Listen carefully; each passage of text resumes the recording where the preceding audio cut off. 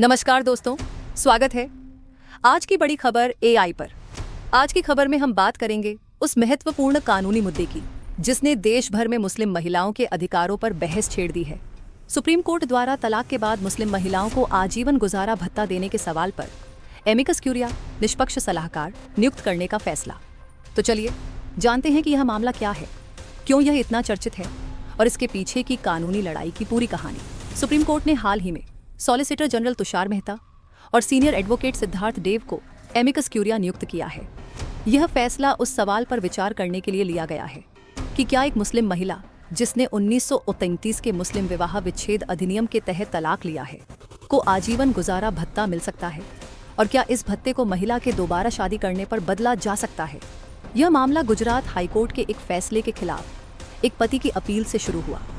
2020 में गुजरात हाईकोर्ट ने family court के उस आदेश को बरकरार रखा था जिसमें एक मुस्लिम महिला को तलाक के साथ 10 लाख रुपए आजीवन भत्ता देने का निर्णय दिया गया था।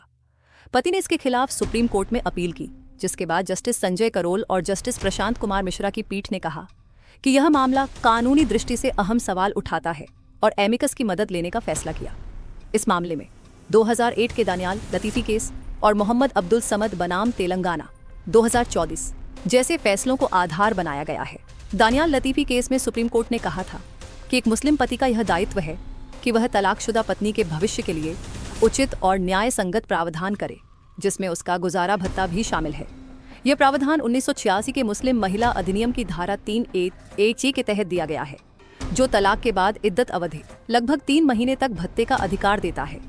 वहीं 2034 के मोहम्मद अब्दुल समद केस में कोर्ट ने स्पष्ट किया कि मुस्लिम महिलाएं दंड प्रक्रिया संहिता CRPC की धारा 125 के तहत भी गुजारा भत्ता मांग सकती हैं। गुजरात हाईकोर्ट ने इन्हीं प्रावधानों को ध्यान में रखते हुए कहा कि आजीवन भत्ता एकमुश्त राशि के रूप में दिया जा सकता है और यह रकम महिला के दोबारा शादी करने पर वापस नहीं ली जा सकती। गुजरात हाईकोर्ट के जस्टिस JB पारदीवाला अब सुप्रीम कोर्ट में और जस्टिस वीरेश कुमार मयानी ने अपने फैसले में कई अहम बातें स्पष्ट की। एक तो 1933 का अधिनियम मुस्लिम महिलाओं को कानूनी तौर पर तलाक का अधिकार देने वाला पहला कानून था। 2 1986 के अधिनियम के तहत तलाक के बाद महिला को उचित प्रावधान और गुजारा भत्ता दोनों का अधिकार है। 3 फैमिली कोर्ट को यह अधिकार है कि वह एकमुश्त राशि तय करे जो पति के दायित्व को पूरी तरह समाप्त कर दे। यह राशि महिला की दोबारा शादी पर वापस नहीं ली जा सकती। हाईकोर्ट ने साफ किया कि गुजारा भत्ता और उचित प्रावधान 2 अलग अलग चीजें हैं। भत्ता तो शादी के बाद के जीवन तक दिया जाता है, लेकिन एक मुश्त राशि भविष्य की सभी जिम्मेदारियों से मुक्ति देने का एक तरीका है। इस फैसले पर महिला अधिकार संगठनों ने इसे ऐतिहासिक बताया है। वकील और सामाजिक कार्यकर्ता मीनाक्षी गांधी कहती हैं, यह फैसला मुस्लिम महिलाओं को आर्थिक सुरक्षा देने की दिशा में एक बड़ा कदम है। अब तक समाज में यह धारणा थी कि तलाक के बाद महिला का पति पर कोई अधिकार नहीं रह जाता, लेकिन यह फैसला उस सोच को बदल देगा। वहीं कुछ रूढ़िवादी समूहों ने इसकी आलोचना करते हुए कहा है कि यह इस्लामिक पर्सनल लॉ में दखल है, लेकिन कानून विशेषज्ञ डॉ फैज़ान मुस्तफ़ा का कहना है, संविधान के अनुच्छेद 14 और 21 के तहत हर महिला को समानता और गरिमा का अधिकार है। यह फैसला उसी सिद्धांत को मजबूती देता है। अब यह मामला 15 अप्रैल को सुप्रीम कोर्ट में सुनवाई के लिए तैयार है। एमिकस क्यूरिया की रिपोर्ट के आधार पर कोर्ट यह तय करेगा कि क्या मुस्लिम महिलाओं को आजीवन भत्ता देने का अधिकार सभी राज्यों में लागू होगा या नहीं। दोस्तों, यह मामला सिर्फ एक महिला और उसके पति के बीच का विवाद नहीं है।